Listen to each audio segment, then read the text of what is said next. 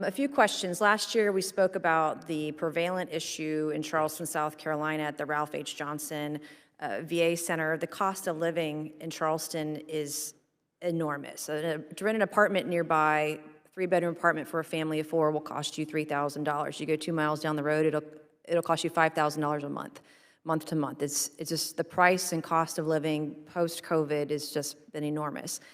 And so housing costs have been up almost 30% over the last year and a half. I get complaints all the time in our office from those that work at the VA and the inability to make ends meet with the jobs that they do. And they have one of the most important jobs in the country, as you're aware of. So despite the high cost of living, locality pay combines both rural and city cost of living, as you know, and it disrupts the data in Charleston, right? That doesn't really impact us in the way that it should.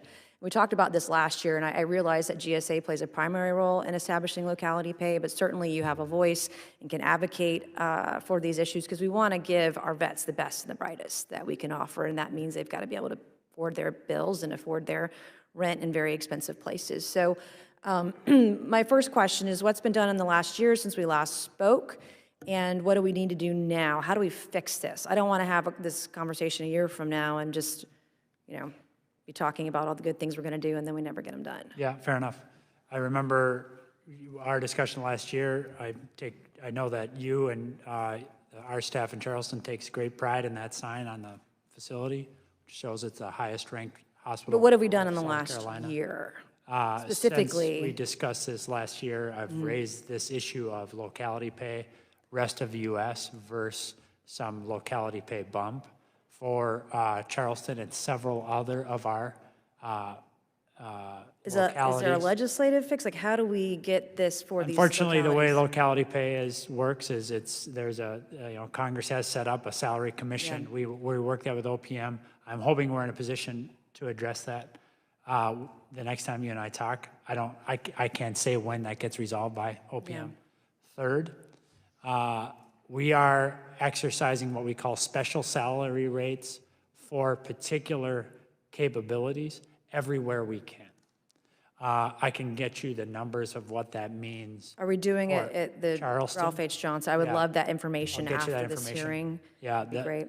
The one that's going to come new next is one for technologists in particular. OPM has been very helpful with us on that, especially with all the tumult in the private sector and technologists being laid off. We think we should be competitive there. Special salary rates will help us be competitive there. We'll get you the Charleston specific. Yeah, that would be great. And then I have a few other questions. A lot of us have talked about veteran suicides. 6,500 more or less vets commit suicide every year. And are you familiar with the 7 privately funded MDMA-assisted therapy clinical trials being conducted at different VA facilities around the country?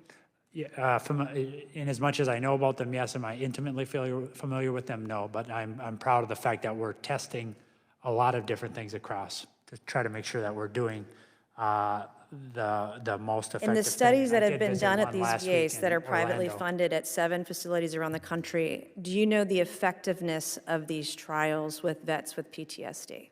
Do you know how effective these breakthrough therapies and plant-based therapies have been for the vets? I can get you the answers. I know the answer. The answer is 88% have seen a significant reduction overall in their PTSD.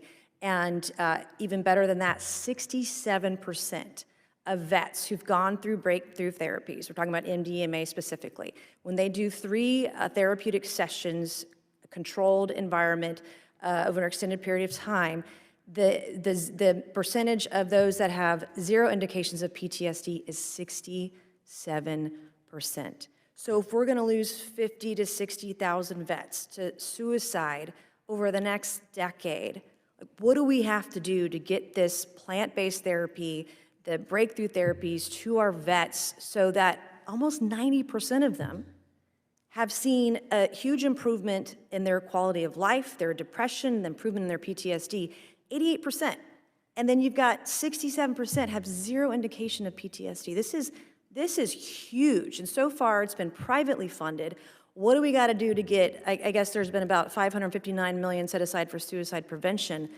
this is it. I mean, this is just huge in what it can do for our vets. So how do we get this to all of our facilities across the country? What do we got to do to get there? Yeah, well, we have the National PTSD Center of Excellence. We're very proud of. We consider ourselves a nation's leaders. 67% of vets who've been through these trials at 7 of your VA facility 3 sessions of MDMA. This is, I would encourage you to get read up on it, get educated on it, understand the data and the science and the statistics behind it, because this is literally life-saving measures for our veterans. And there are many of them here who were on this committee who sacrificed everything in their lives, were willing to take a bullet for our country, and I hope like hell that we can do what's right for them so that they don't commit the number of suicides we're seeing on a daily basis. Thank you, and the chairwoman will yield back. Thank you. Next up. Thanks for watching, everybody. Make sure to hit that subscribe button, turn on your notifications so every time I put out a video you can know about it. It'll come up in your feed. Hit that like button if you liked it, and be positive. Peace.